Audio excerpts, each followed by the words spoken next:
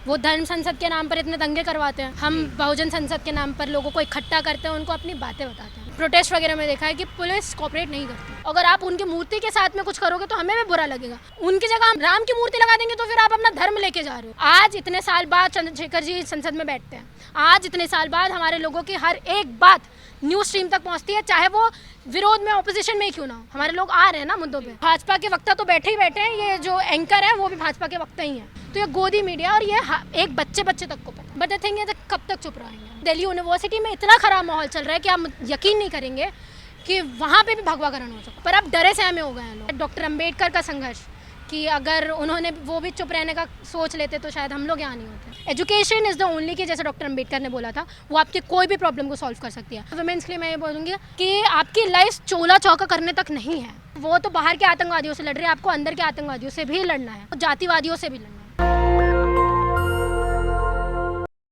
आज हम देश की राजधानी में आए हैं और यहाँ बहुजन संसद का कॉल किया गया था। बहुजन संसद क्यों करने की ज़रूरत पड़ गई, इस पर भी बातचीत करेंगे। लेकिन सोचिए, जब मूवमेंट से महिलाएं जुड़ती हैं, जब मूवमेंट में महिलाओं की भागीदारी होती है, तो बाबा साहब का जो सपना था कि महिलाओं की भागीदारी समाज की प्रगति दर्शाती है। आज मेरे साथ खास मेहमान हैं, खास मेहमान भी कह सकते हैं, और आप लोगों के लिए युवा भी हैं, महिला भी हैं, और तमाम मुद्दों पर अपनी बात रखती हैं। उन्हीं से जानेंगे बहुजन संसद कराने की क्या ज़रूरत पड़ गई। हमारे चैनल में आपका स्वागत है। Thank you so much Nidhi ji, thank you so much. जी, पहला सवाल तो आपसे यही है कि आज देश की राजधानी में आप आई हैं, यहाँ पर बहुजन संसद का कॉल किया गया था। बहुजन संसद मतलब आपने दूसरों को कॉपी करना है, धर्म संसद कुछ लोग कर रहे हैं तो आपको बहुजन संसद करना है? नहीं, देखिए ऐसा नहीं है, ऐसा कोई बात नहीं है कि वो धर्म संसद कर रहे हैं तो हम बहुजन संसद कर रहे हैं। एक ज़रिया है लोगों तक पहुंचने का, लोग मीट करते हैं और वो धर्म के नाम पे करते हैं, हम अपने लोगों के लिए करते हैं,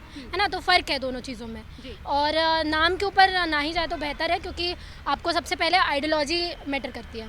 वो धर्म संसद के नाम पर इतने दंगे करवाते हैं, हम बहुजन संसद के नाम पर लोगों को इकट्ठा करते हैं, उनको अपनी बातें बताते हैं। तो ये आपने कहा कि हम धर्म संसद से थोड़ा अलग है। आप देखेंगे कि ग्वालियर में बाबा साहब की मूर्ति को लेकर कुछ नीली क्रांति के चक्कर में कुछ लोगों ने गुंडागर्दी की। हाँ, सबसे पहली बात, अभी रिसेंटली जो ग्वालियर में चल रहा है मुद्दा डॉक्टर अम्बेडकर की मूर्ति को लेकर, तो बात यही नहीं है, बात ये देखना आपको ये चीज़ पड़ेगी कि हमेशा हर चीज़ एक एंगल से नहीं देखी जाती है ना। कोई भी चीज़ 3D होती है, उसके दो भी पर्सपेक्टिव नहीं होते, चाहे 3-4 पर्सपेक्टिव हो सकते हैं।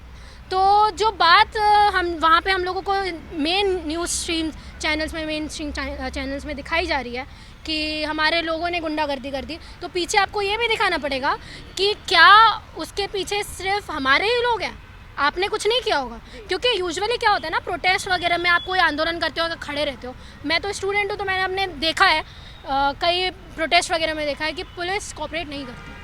पुलिस हमेशा ऐसा कुछ ना कुछ करती है जो आपको टारगेट करे, है ना, आपको पोक करे कि आप कुछ ना कुछ ऐसा करो कि उनको मुद्दा मिले और आपको डिटेन करके लेते जाए। और ऐसा तो नहीं आप युवा इसमें जाओगे, कोई भी आपको टीज करेगा, कोई पोक करेगा, बात तो आप कुछ करोगे ना, रिप्लाई तो आप कुछ दोगे। हो सकता है थोड़ी हिंसा भी हो जाए, हो सकता है वॉयलेंस भी हो जाए, ज़्यादा तेज़ आप कुछ गलत भी बोल जाओ, तो वो तो चाहते ही हैं कि हमारे लोग ये सारी चीज़ें करें तो जेल में जाएँ। जी, कैसे देखती हैं, देश के प्रधानमंत्री कह रहे हैं कि उनकी रगों में सिंदूर, गरम सिंदूर दौड़ रहा है। अरे कमाल की बात है, सिंदूर दौड़ रहा है। जिस बेटी ने ऑपरेशन सिंदूर में मुस्लिम होके इतना बड़ा योगदान दिया है उसमें, उसको आप ही के पार्टी के लोग टेररिस्ट बता देते हैं। उसको आप ही के पार्टी के लोग ये बता देते हैं कि ये बाहर से आई हुई है, हमने पाकिस्तान को ख़त्म करने के लिए उसी की बेटी भेजी हुई है। तो ये सारी बातें आपकी पार्टी में हो रही, तो आप क्या एक्शन ले रहे हो? कोई लीगल एक्शन तो आपको लेना चाहिए, है ना। और सिर्फ क्या ऑपरेशन सिंदूर ही आपका मोटिव है? क्योंकि कोई बात ऐसी निकली है नहीं पाकिस्तान और इंडिया के बीच में कि वॉर हुई है तो इंडिया जीत चुकी है। क्योंकि अगर कभी भी कोई भी वॉर जीती जाती है ना, तो सुलह मशवरा होता है कि हाँ हम आपको हमारी आर्मी आपके सरेंडर कर रही है, तो फोटोज़ वगैरह आती है। ऐसा तो कुछ हुआ नहीं है। इवन मैंने तो ये देखा है पाकिस्तान में लोग जश्न मना रहे हैं कि भाई हम जीत गए, हम जीत गए।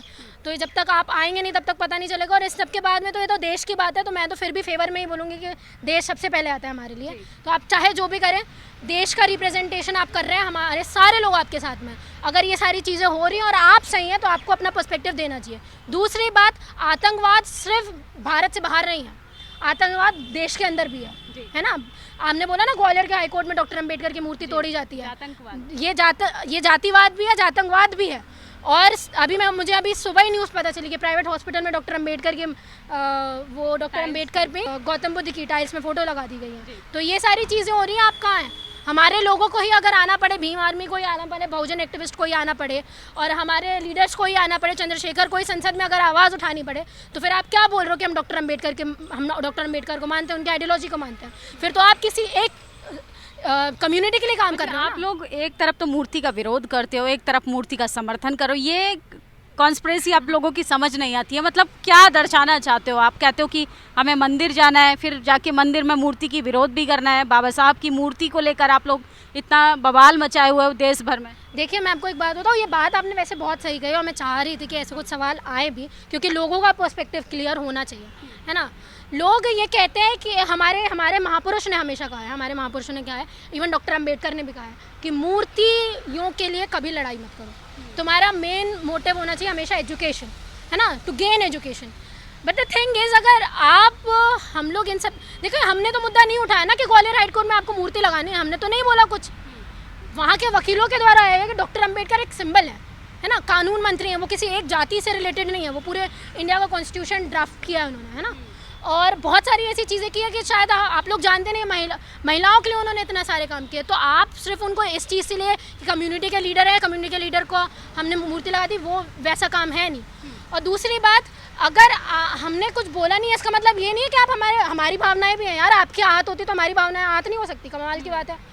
ये तो फिर आपका दोगलापन हो गया कि आस्था के नाम पे आपकी भावनाएं आहत हो सकती है। हमारी भी भावना है डॉक्टर अंबेडकर पे, अगर आप उनकी मूर्ति के साथ में कुछ करोगे तो हमें भी बुरा लगेगा।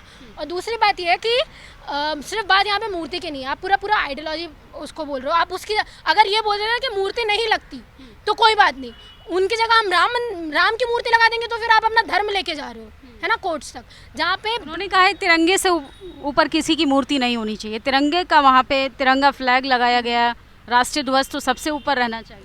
कोर्ट्स, आपने कोर्ट्स के अंदर देखा होगा, कोर्ट्स के अंदर ना फोटोज़ लगी होती हैं। कोर्ट्स के अंदर सिर्फ डॉक्टर अंबेडकर की फ़ोटो नहीं है, गांधी जी की भी फ़ोटो है। ऐसे तो फिर हमको सब कुछ खाली कर देना चाहिए, है ना। और डॉक्टर अंबेडकर सरकारी इंसान है। तो ये जो बोला था ना वकील साहब ने कि प्राइवेट है, प्राइवेट प्रॉपर्टी थोड़ी है, तुम कहीं भी लगा दोगे, तो सही कहा था, प्राइवेट प्रॉपर्टी नहीं, सरकारी प्रॉपर्टी है, तो सरकारी इंसान की मूर्ति लगेगी वहाँ पर। इतना विरोध नहीं कर रहे होते तो इतना कुछ होता नहीं। मैंने पहले भी बोला है, इतना विरोध आप नहीं कर रहे होते तो हमारे लोगों ने आज तक नहीं बोला ना। और अब हमारे लोगों से क्यों प्रॉब्लम हो रही है आपको?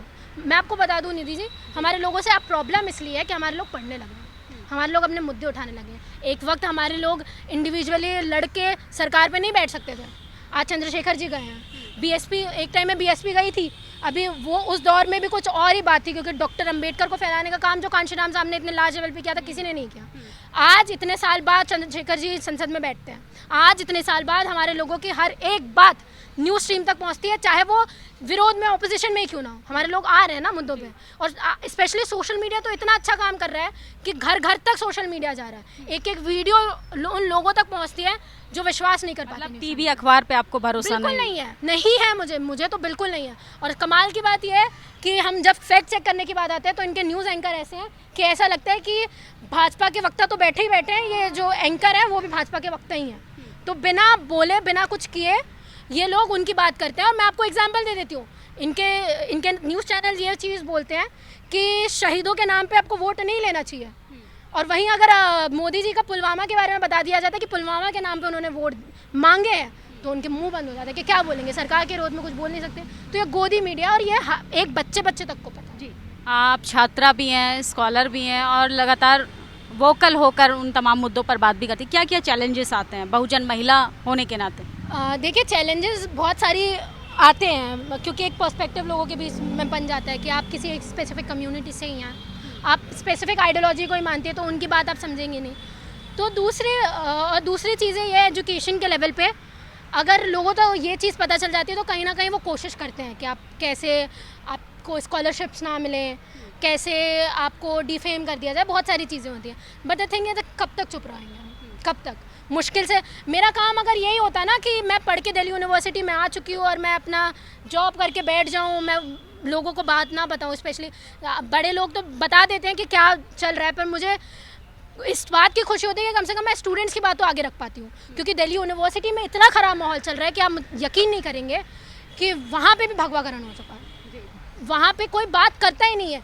कॉलेज यूनिवर्सिटी एक ऐसा सरफेस होता है ना जहाँ पे आप हर आइडियोलॉजी के लोग आते हैं, पर अब डरे सहमे हो गए हैं लोग और वो नहीं बोल पाते। तो मुश्किलें तो बहुत सारी आती हैं, पर आप फिर याद आता है संघर्ष सावित्रीबाई फुले का, याद आता है संघर्ष रमाबाई का, याद आता है डॉक्टर अंबेडकर का संघर्ष, कि अगर उन्होंने वो भी चुप रहने का सोच लेते तो शायद हम लोग यहाँ नहीं होते। जी, क्या कहेंगे, देश का यूथ आपको देख रहा है, महिलाएं खासकर आपको देख रही हैं, और उसमें मोस्टली लोग स्टूडेंट्स भी हैं, हाउसवाइफ भी हैं। ऐसे दौर में जब लोगों पर एफआईआर हो रही है, लोगों की बातचीत को बंद किया जा रहा है, यूट्यूब पर ताला लगाने की कोशिश की जा रही है, आप मुखर होकर आवाज़ रख रही हैं। सबसे पहले तो यूथ को मैं ये चीज़ कहूँगी कि सब कुछ बाद में आता है, आपकी पढ़ाई सबसे पहले आती है। यूनिवर्सिटीज़ तक आप पहुँचेंगे तो आप सीख जाएंगे वोकल होना क्या होता है ना, डर आपका भाग जाए। और हमारे लोग होते हैं बहुत सपोर्ट करते हैं, फेवर करते हैं आपका कि आप आइए बोलिए। तो वो हर चीज़ एजुकेशन है, एजुकेशन इज़ द ओनली, कि जैसे डॉक्टर अंबेडकर ने बोला था, वो आपके कोई भी प्रॉब्लम को सॉल्व कर सकती है। तो आप एजुकेशन लीजिए। दूसरा, वुमेन्स के लिए मैं ये बोलूँगी कि आपकी लाइफ चोला चौका करने तक नहीं है ना। जो मनुवाद ने आपको बोल दिया है ना कि आपको घरों तक रहना है, आपको घर से बाहर नहीं निकलना है ना, आपको पति के दायरे में रहना है, बेटे के दायरे में रहना है, और क्या बोलते हैं, पिता के दायरे में रहना है, ऐसा नहीं है। आप बाहर निकलिए। हमारी महिलाएं देश के साथ में खड़ी हैं, लड़ रही हैं पाकिस्तानियों के साथ में, और अंदर भी। ये तो वो तो बाहर के आतंकवादियों से लड़ रही है, आपको अंदर के आतंकवादियों से भी लड़ना है ना, वो जातिवादियों से भी लड़ना है। बहुत बहुत शुक्रिया हमें समय देने के लिए। थैंक यू सो मच जी। देखिए, एक आरोप लगता है बहुजन समाज पे कि बहुजन लोगों में मेरिट नहीं होती है। सोचिए, मेरे साथ थी खास मेहमान अपेक्षा, जितनी खूबसूरत है उतनी ज़्यादा वोकल भी हैं। तमाम मुद्दों पर अपनी आवाज़ रखी, तमाम सरकार से जो वाजिब सवाल करने चाहिए वो सवाल भी किए। लेकिन सोचिए, कुछ मनुवादी लोग चाहते हैं कि कलम और किताब की ताकत पर ताला लगा दिया जाए और आप लोगों को मूर्ति की तरफ मोड़ दिया जाए। हमारी बातचीत पर आपकी क्या प्रतिक्रिया, कमेंट बॉक्स में ज़रूर बताइएगा। कैमरा पर्सन आशीष के साथ मैं निधि, दिल्ली। दस्तक की आपसे गुजारिश है कि अगर इसको बचाना चाहते हैं तो नेशनल दस्तक को सब्सक्राइब करने के लिए रेड कलर के सब्सक्राइब बटन को दबाएं, फिर बेल आइकन की घंटी दबाएं। नेशनल दस्तक को बचाने के लिए बहुत ज़रूरी है कि हर खबर को शेयर करें, लाइक करें, कमेंट जरूर करें।